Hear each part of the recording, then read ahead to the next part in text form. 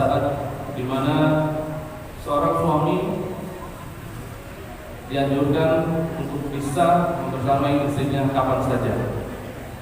Jadi waktunya tadi disampaikan oleh Ustaz, boleh kapan saja, boleh kapan saja. Yang penting asalkan atau syaratnya tidak mengganggu kewajiban yang lain.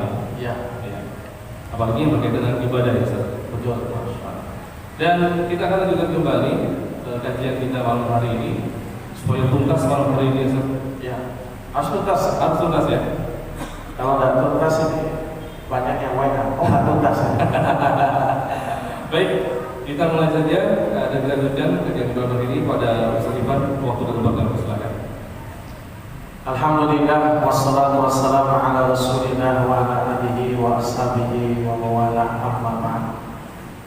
Qala Allah ta'ala wa billahi minasyaitonir rajim ya ayyuhalladzina amanu taqullaha haqqa tuqatih wa la tamutunna illa wa antum muslimun. Wa qala Rasulullah sallallahu alaihi wasallam ittaqillaha haitsu ma kunta wa bis sayyi'atil hasanata tamhuha wa khaliqin nasa bi khuluqin hasan. Jamaah sekalian yang dirahmati Allah, kok nampaknya makin tambah banyak. Gak bisa pulang ya ini. Gak bisa pulang ya. Tapi mudah-mudahan penasaran gitu kan bagi kajian kita. Bukan karena hujan gak bisa pulang ya Ustaz. Tambah banyak. Alhamdulillah. Mudah-mudahan semakin minggu, tiap minggu makin bertambah Ustaz. Ya betul. Baik, pada pembahasan sebelum kita sholat Aisyah, kita sudah membahas bahwa bagi seorang suami mendatangi istrinya kapan saja, mau pagi, siang, sore, malam, silakan. Tadi sudah dikasih underline, yang penting tidak mengganggu kewajiban yang lain.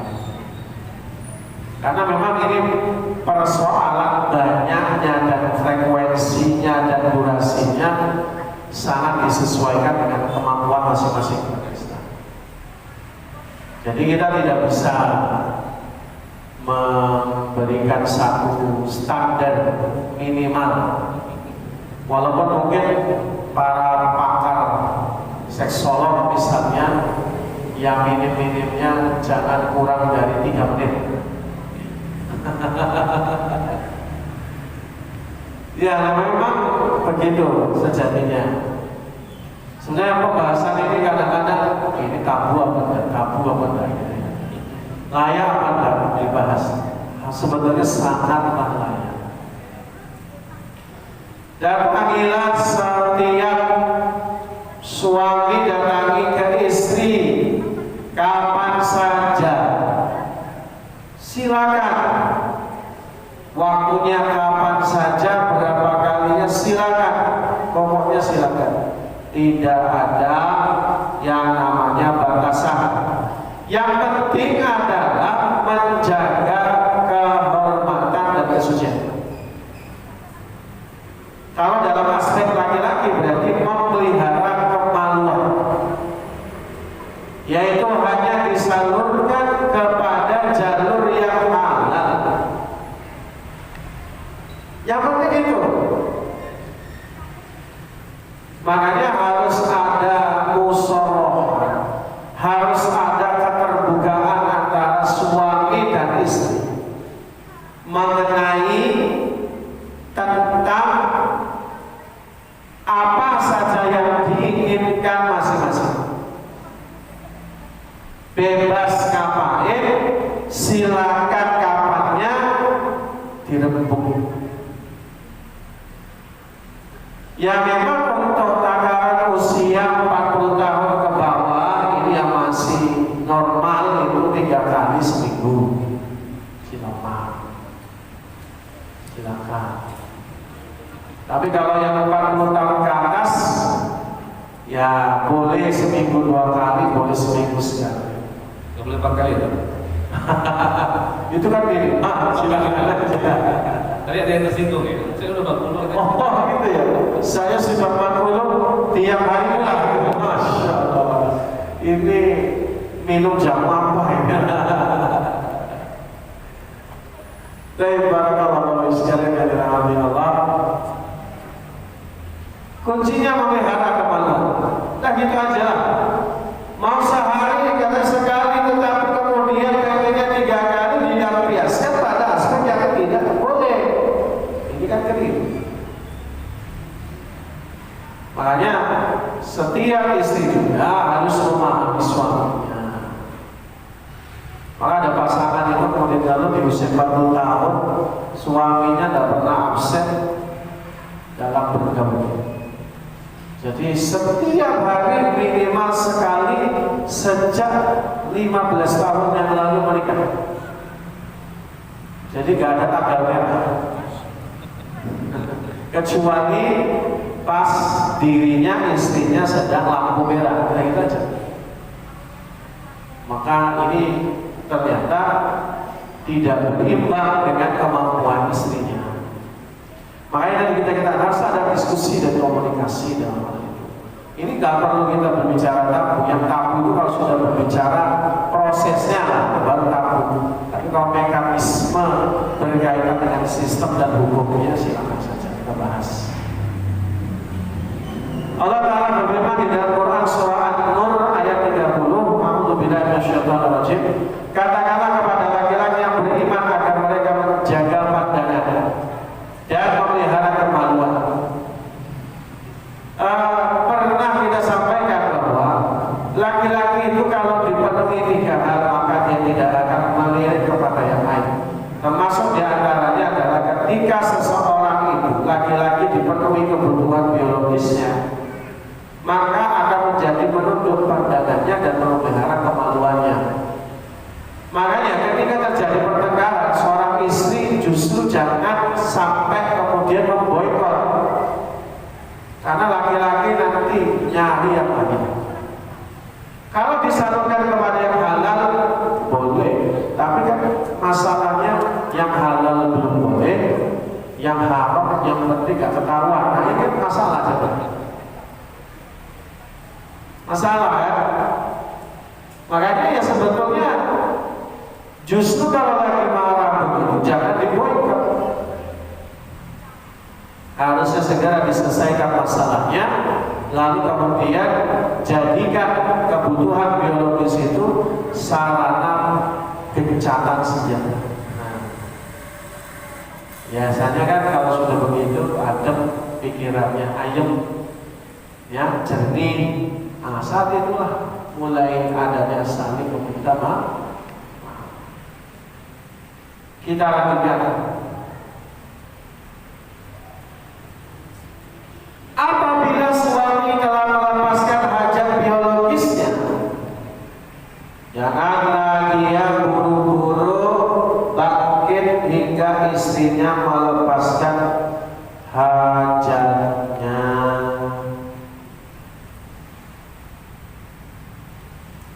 Apa yang maksud? Inilah yang kita katakan, laki-laki ibarat bom meledak. Begitu meledak, kelar urusan. Tapi bagi kita makanya gini maksudnya, ketika seorang suami sudah memenuhi kebutuhan biologisnya, jangan langsung tergesa-gesa diputus sementara istrinya belum meraih haknya. Dalam bahasa ilmiah medisnya disebut orgasme. Jadi kalau laki-laki sudah orgasme sementara istri belum, nah ini juga nanti ada masalah. Walaupun sebetulnya bagi istri yang salihah, ya dia hanya manut aja, dia akan menjaga kesuciannya. Tapi alangkah lebih baiknya suami harus memikirkan hajat istrinya. Jadi jangan buru-buru.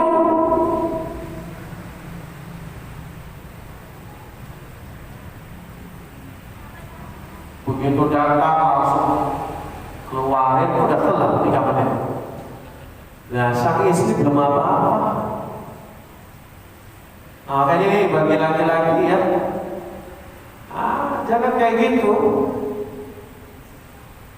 Jadi bagusnya adalah masing-masing meraih hajatnya.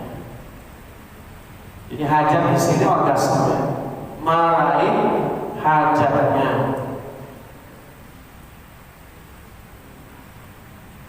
Apabila suami mampu dan ingin mengulangi jima sekali lagi, maka hendaknya berwudu terlebih dahulu dan kemarin. Jadi memang ada sewaktu-waktu wallahu alam ya, frekuensi seperti apa wallahu alam. Jadi ada waktunya seorang laki-laki itu begitu keluar orgasme dia mau lagi, tapi nggak tahu caranya. Tapi kalau memang mau lagi, maka hendaknya berwudu lebih dahulu, minum segelas air. Dalam redaksi yang lain disuruhnya kita untuk selain berwudu adalah minum. Kalau lapar ya makan, isi bensin.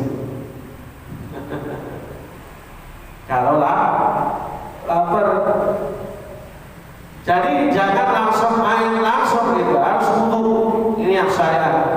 Jadi hendaknya kalau memang mau nambah, wudu dulu, wudu lalu mulai lagi.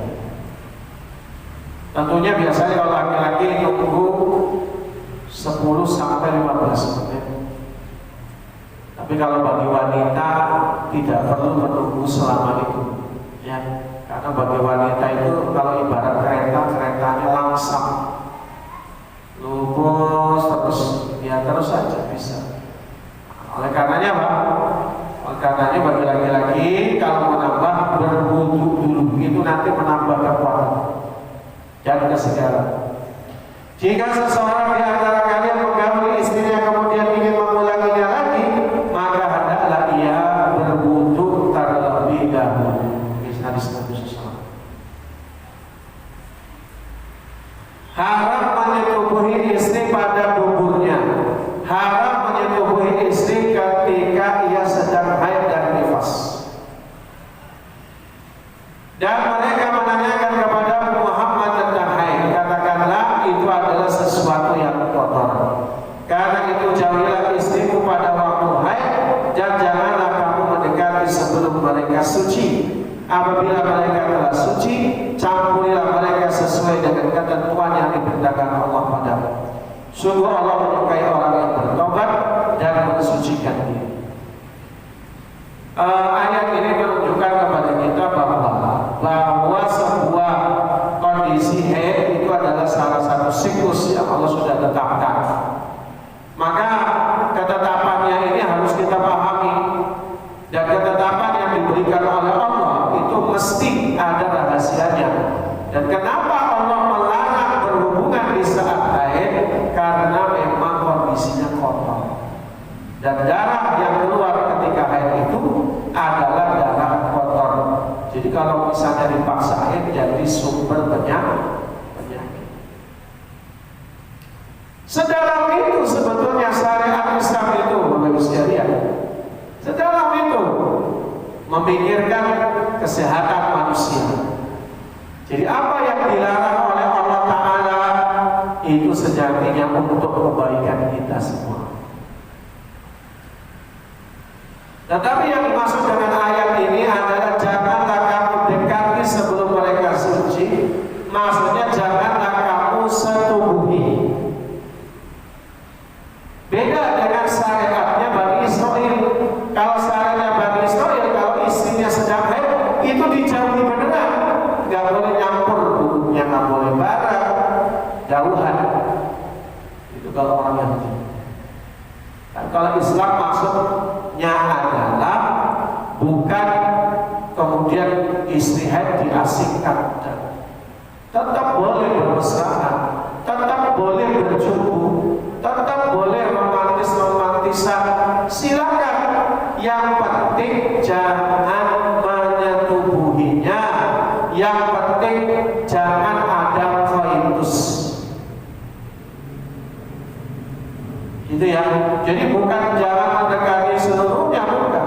Boleh berjumpa rayu, boleh, tapi yang penting jangan koitus, jangan ada apa namanya penetrasi, bahasa istilah kedokterannya. Apabila suami atau istri ingin makan atau tidur setelah jima, hendaklah dia cuci kemaluannya dan berwudu terlebih dahulu. Memang di dalam dunia kesehatan banyak penelitian, orang yang habis berhubungan badan itu jadi akan kantor. Itu jelas. Jadi ada sifat penenang di sana. Makanya ketika ada orang, nggak biasanya laki-laki ya, kalau sudah selesai dengan hajatnya, ngantuk pengennya cepat tidur. Makanya di sini Nabi SAW melarang kita langsung tidur. Jadi kalau mau tidur setelah junub, dicuci kemaluannya. Nah, yang dicuci kemaluannya ini tidak hanya sebatas batang zakarnya,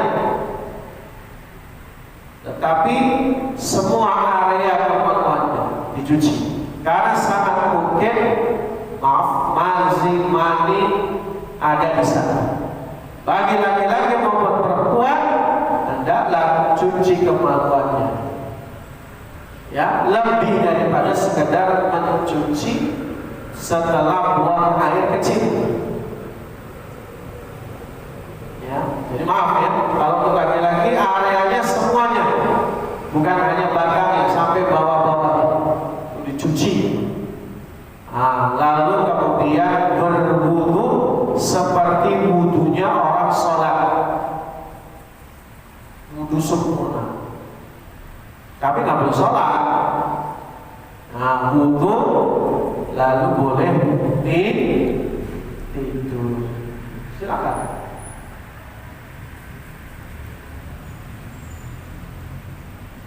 Sebaiknya tidak bersenggama dalam keadaan sangat lapar atau bahkan sebaliknya dalam keadaan sangat kenyang, karena dapat membahayakan kesehatan tubuh. Jadi kalau lagi dalam kondisi lapar, mendingan makan dulu, karena membahayakan tubuh kesehatan. Ya 1-3 suap cukup lah, yang penting tidak lapar. Yang nggak boleh lagi berhubungan sambil makan, makan nasi.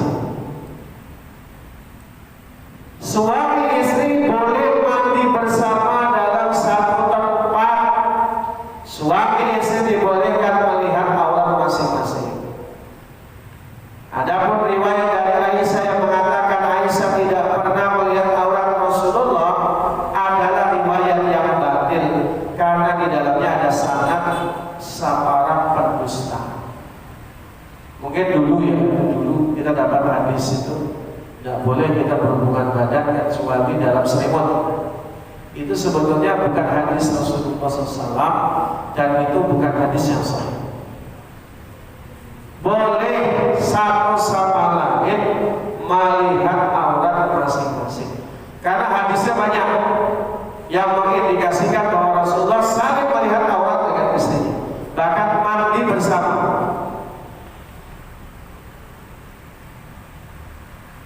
Dalam satu bed, mandi bersama. Nah, ini kemesraan lagi. Banyak sebetulnya faktor-faktor yang bisa. Gak usah mahal-mahal, gak usah ke Maldives, gak usah. Maldives itu gak usah. Harus jalan kemana jalan, cukup di dalam rumah. Ya, boleh seorang suami mandi bersama istrinya, boleh. Ya kalau misalnya ada pakai bathtub, ya tapi jangan sering-sering ya buang-buang air. Boleh. Yang penting jangan sampai tabdir. Jangan terlalu sering. Tapi boleh. Haram hukumnya menyebarkan rahasia rumah tangga dan hubungan suami istri. Tapi ibu, jangan suka nyebarin ngomong di kantor tentang suaminya, gitu ya. Ngomong dengan tetangga komplek mengenai hubungan suami istri dengan suaminya. Ini haram, tidak boleh. Haram. Sesungguhnya manusia yang paling jelek kedudukannya pada hari kiamat adalah laki-laki yang bersenggama dengan istrinya dan wanita yang bersenggama dengan suaminya, kemudian ia menyebarkan rahasia pasangannya. Jadi tidak perlu sharing persoalan kronologinya. Kalau tekniknya boleh, tapi jangan vulgar-vulgar juga. Kalau saya sama istri saya begini, tidak perlu. Kalau kemudian ada seorang istri membicarakan hal suami saya 3 menit aja belum muat, ini kan aib namanya. Oh, gagah itu 3 menit nggak mampu, akhirnya bayarin segala-gala. Makanya tidak boleh, haram hukumnya menyebarkan rahasia rumah tangga, apalagi rahasia raja. Tidak boleh. Jangan dijadikan sebagai bahan pembicaraan. Nah ini maroci-marocinya sisanya. Jadi alhamdulillah mungkin sampai situ dulu bagi kita karena waktu yang sangat terbatas ya. Sudah jam 8:30 kurang. Ya sebenarnya pembahasan ini tidak cukup dengan ini. Ya, nanti boleh mungkin Bapak yang juga lebih tahu bisa baca buku-buku banyak sih. Ya, mungkin itu Pak Krisna. Baik, jazakallahu khairan Ustaz. Bapak Ibu para jemaah sekalian, demikian tadi penyampaian mengenai etika dalam malam pertama. Ya, malam hari kita selesaikan. Walaupun seperti yang saya sampaikan tadi, ini hanya garis besarnya saja kan? Garis besar.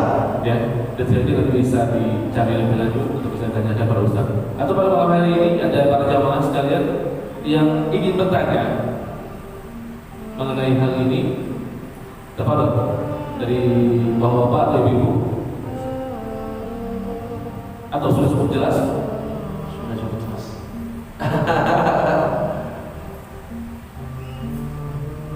Bagaimana Bapak, Ibu? Cukup jelas ya? Oh ada Pak. Moga-moga ditambahin.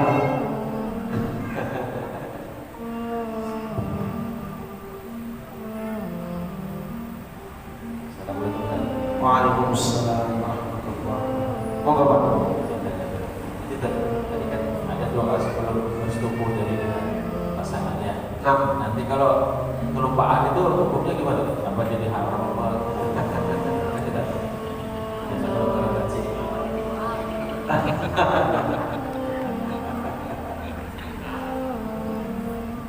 ya kemarin saya sedikit kasih anekdot sebenarnya. Karena Pak Guru nggak ada gitu kemarin. Ya kalau makan lupa itu ada doa alternatif. Bismillahi fi awalihi wa akhirih. Nah kalau hubungan badan ini sebenarnya tidak ada sunahnya membaca Bismillahi fi awalihi wa akhirih. Tapi kalau memang kelupaan ya sudah baca doa, tapi jangan pas dalam posisi. Ya lepas dulu lah, baca doa dalam hati saja. Ya. Jelas ya Pak? Baik. Jadi jangan pas taksi baca doa. Tuntaskan dulu ya. Baik, yang lain? Ada yang bertanya kembali? Malu ya? Malu ya. Atau mungkin ada yang pengantin baru mungkin yang hadir pada hari ini? Nggak ada ya? Udah lama semua ya? Ya. Oh ada, Pak. Masya Allah. Di situ aja Bapak.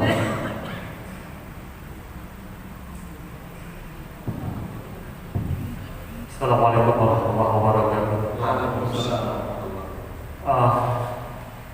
Dari beberapa yang telah diberikan oleh Bapak Ustadz, salah satunya seorang laki-laki itu sifatnya adalah visual, Nah, dan kemudian kita sangat dilarang melakukan persetubuhan di saat istri sedang haid.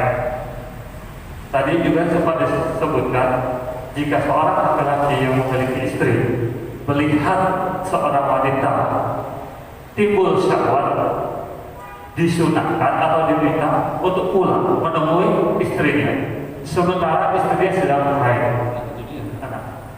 Mohon dijelaskan, ada nggak cara-cara tertentu, karena memang kita dilarang untuk melakukan hubungan saat haid. Mungkin itu. Terima kasih. Wassalamualaikum warahmatullahi wabarakatuh. Waalaikumsalam warahmatullahi wabarakatuh. Masya Allah. Dari tadi nggak ada yang berani nanya. Kenapa nanya itu tuh banyak kan? Padahal sudah nanya nggak nanya nggak. Nah, Masya Allah, barakallahu. Saya sangat suka dengan pertanyaan Bapak. Jazakumullah barakallahu. Kenapa? Karena sebetulnya banyak para ulama membahas ini, termasuk Imam Bukhari, membahas persoalan kayak gini. Bahkan beliau mengatakan orang beriman itu kalau makin beriman, makin bertakwa, makin gagah dirajah. Masya Allah, saya semangat sekali.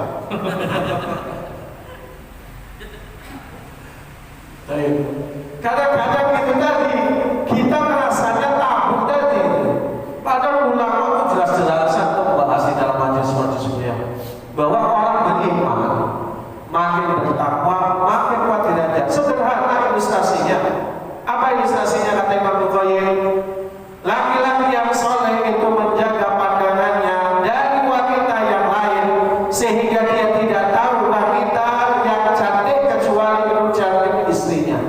Jadi orang laki-laki yang menjaga pandangan, dia tidak tahu ada wanita yang lebih cantik daripada istrinya.